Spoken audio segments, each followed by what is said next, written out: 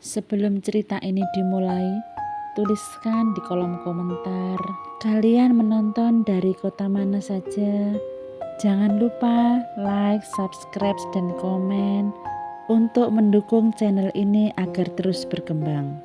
Namaku Elsa.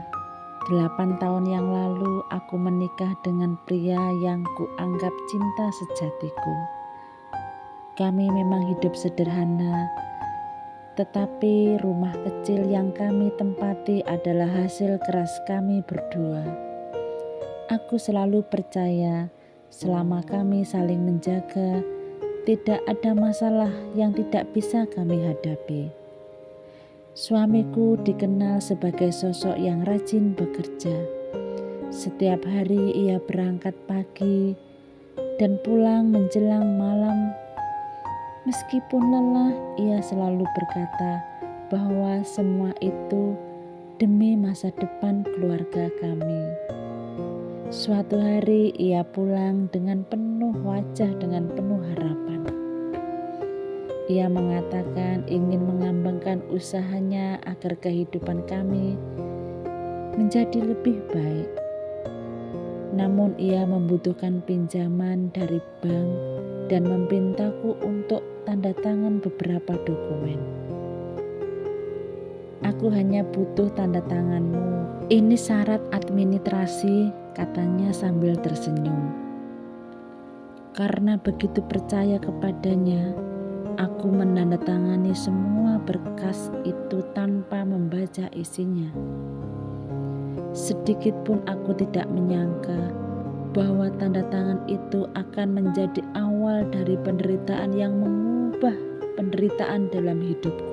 Beberapa minggu kemudian, sikap suamiku mulai berubah. Ia sering pulang larut malam, terlihat gelisah, dan mulai menyembunyikan ponselnya dariku. Setiap kali kutanya, ia hanya menjawab singkat, "Jangan khawatir, semuanya akan baik-baik saja." Aku mencoba mempercayainya, sampai suatu pagi terdengar ketukan keras di pintu rumah kami. Saat kubuka pintu itu, beberapa orang asing berdiri di depanku sambil membawa setumpuk berkas. Jantungku berdegup kencang. Aku belum tahu kabar apa yang akan mereka sampaikan. 3 orang yang berdiri di depanku memperkenalkan diri sebagai petugas dari bank. "Apakah ini dengan Ibu Elsa?" tanya salah satu dari mereka. "Iya, saya sendiri. Ada apa, Pak?" Pria itu kemudian menyerahkan beberapa lembar dokumen. Saat kubuka dan kubaca perlahan, tubuhku langsung lemas. Di atas kertas itu bertuliskan bahwa rumah ini dijadikan jaminan pinjaman dan telah menunggak beberapa bulan. "Maaf Pak, sepertinya ada kesalahan. Rumah ini tidak pernah saya gadaikan," ucapku sambil gemetar. Petugas itu menggeleng pelan. "Semua dokumen sudah lengkap, Bu. Di sini ada tanda tangan Ibu." Aku menatap lembar terakhir. Benar saja, tanda tangan itu adalah milikku. Air mataku mulai jatuh. Baru saat itulah aku teringat berkas yang pernah diminta suamiku untuk kutandatangani beberapa bulan yang lalu. Ternyata tanpa kusadari, aku telah menandatangani persetujuan yang menjadikan rumah kami sebagai jaminan. Aku segera mengambil ponsel dan mencoba menghubungi suamiku. Sekali, tidak diangkat. 2 kali, tetap tidak ada jawaban. Berkali-kali ku coba lagi, hingga akhirnya nomor teleponnya tidak bisa dihubungi.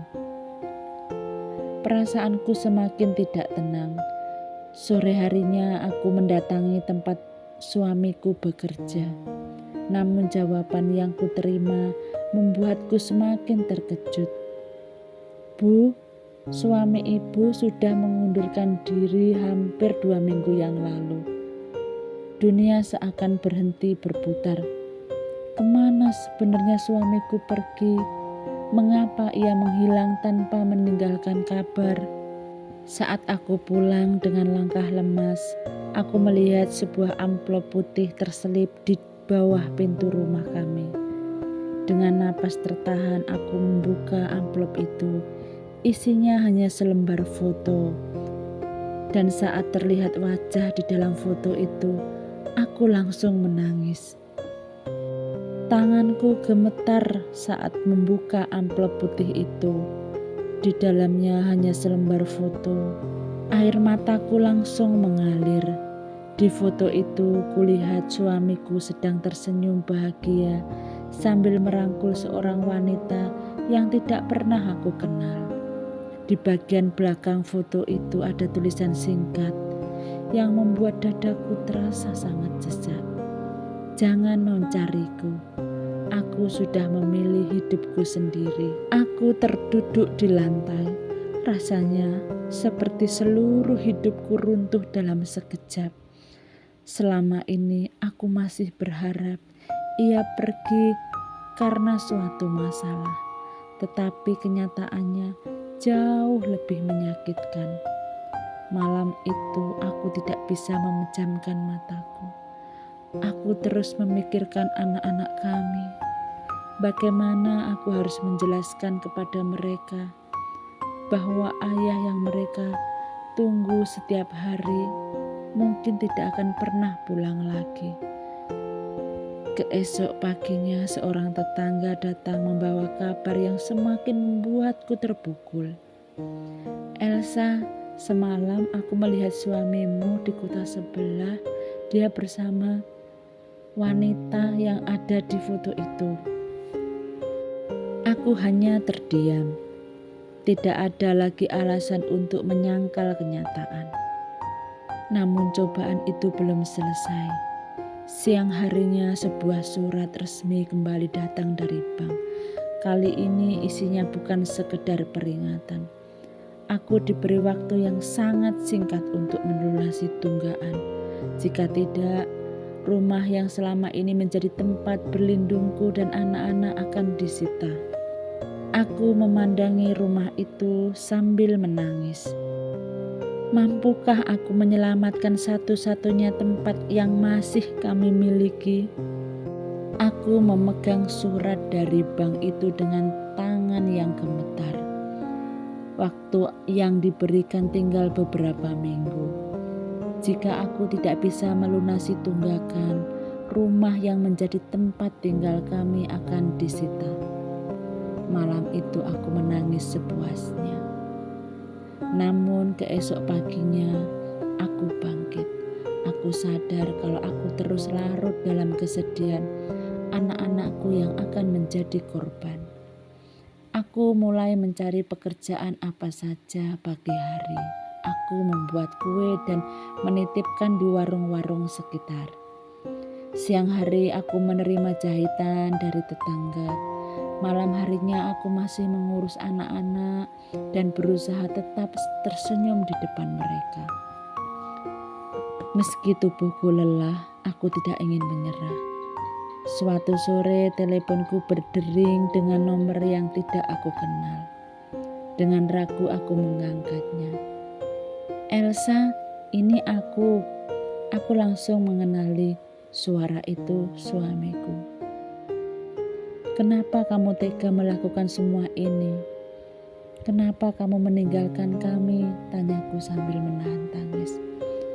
Beberapa detik ia hanya diam. Aku minta maaf, tapi aku tidak bisa kembali.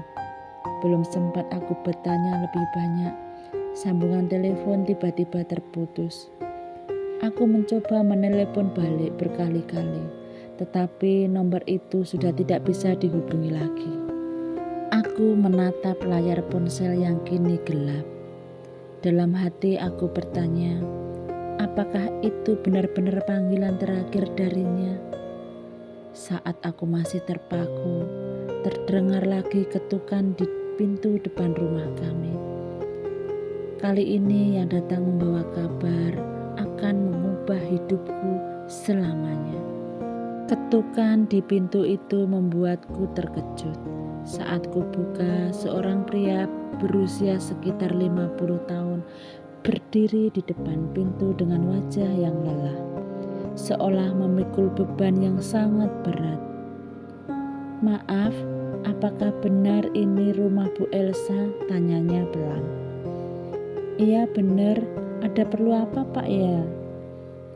Pria itu menarik nafas panjang sebelum menyerahkan sebuah amplop coklat. "Saya dulu rekan kerja suami ibu." Mendengar nama suamiku disebut, jantungku kembali berdegup kencang. "Apa Bapak tahu di mana dia sekarang?" tanyaku penuh harap. Pria itu menggelengkan kepalanya. Beberapa bulan kemudian, akhirnya aku mendapat kabar tentang suamiku. Ia ditemukan di kota lain dalam keadaan hidup, tetapi ia memilih menghindari keluarganya karena merasa malu menghadapi semua masalah, semua kesalahan yang telah ia perbuat. Kami bertemu untuk terakhir kalinya. Dengan kepala tertunduk ia berkata, "Maafkan aku Elsa. Aku terlalu takut untuk mengakui semua utang dan kebohonganku. Aku pikir pergi adalah jalan yang terbaik."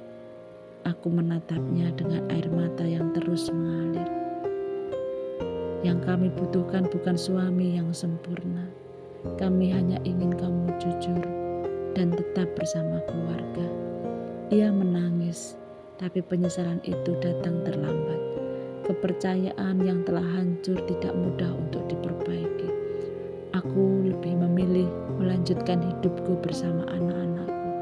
Sedikit demi sedikit aku bekerja keras hingga mampu mencicil utang dan mempertahankan rumah kami. Jalannya memang tidak mudah, tetapi langkah demi langkah itu semakin membuatku semakin kuat. Hari itu aku belajar bahwa kejujuran jauh lebih berharga daripada kebohongan. Masalah seberat apapun bisa dihadapi bersama, tetapi kebohongan justru menghancurkan keluarga yang selama ini dibangun dengan penuh cinta. Terima kasih sudah mengikuti cerita ini. Jika kalian berada di posisi Rina, apakah kalian memaafkan suaminya atau memilih memulai hidup baru bersama anak-anak? Tulis pendapat kalian di kolom komentar. Terima kasih.